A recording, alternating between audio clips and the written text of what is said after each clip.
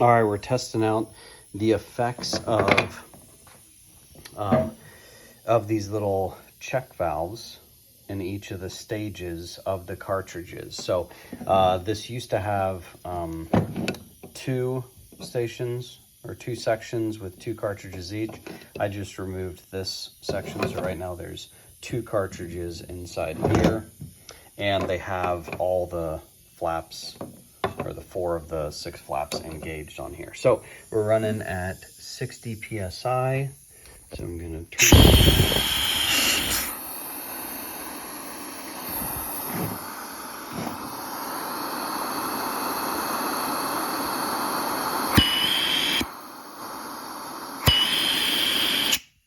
All right.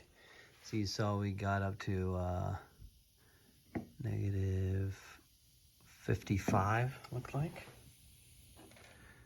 All right, so for this next test, I've opened up these secondary flaps, and normally they've got a little check flap on these stages.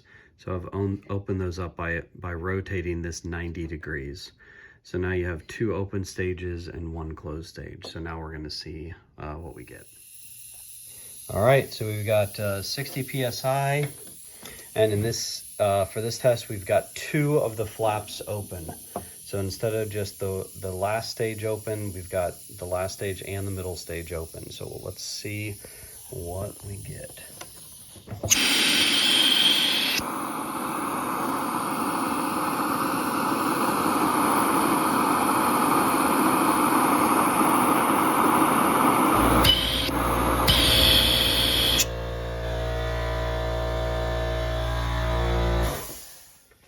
So the last time we were at negative 55, and that time we were at negative 35. So quite a big difference. All right, so for the final test, we're gonna have all 3 flaps open on both cartridges. So normally, you know, we've got 2 of the flaps closed and 1 open. So the last test is all 3 flaps open. All right, last test. We're at 60 PSI. We've got all 3 of the flaps open. So normally there's 2 of the check flaps on these cartridges are closed and the last one is open. In this case, in here, the 2 cartridges have all the flaps open. So we're gonna see the first test where they're normally at was negative 50. The KPA, the one where 2 of the flaps were open, it was down to negative 35. So let's see where we're at now.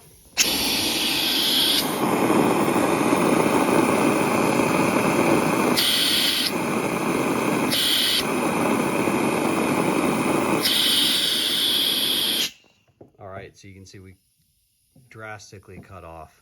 So it went down to negative 15. All right, so the next test is basically removing the O-ring that's on the cartridge that seals it off between the vacuum section and the exhaust section.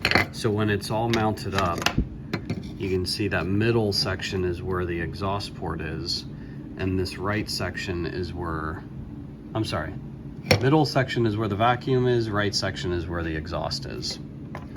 So I'm removing the O-ring from where it usually sits in the middle right there, and you can see I've slid it off. So it's just sitting on there, right there. All right, so I'll do that to both and we'll see what happens. All right, this test is where we've removed the O-rings from the cartridge that sits between the vacuum section and the exhaust section. So if it was, so this piece that's inside here, this is where you're pulling the vacuum from. It's going through the ejectors. This is that pressure port. So pressure's going in through there, pulling the vacuum in this section. This is your exhaust section, okay? So I removed the O-rings from here, the O-rings inside there, removed those, so they're just sitting on the shaft inside. So we'll see what happens.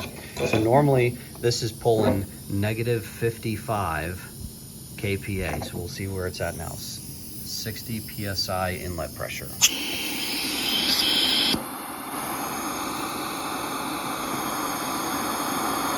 So it's dropped to negative 35.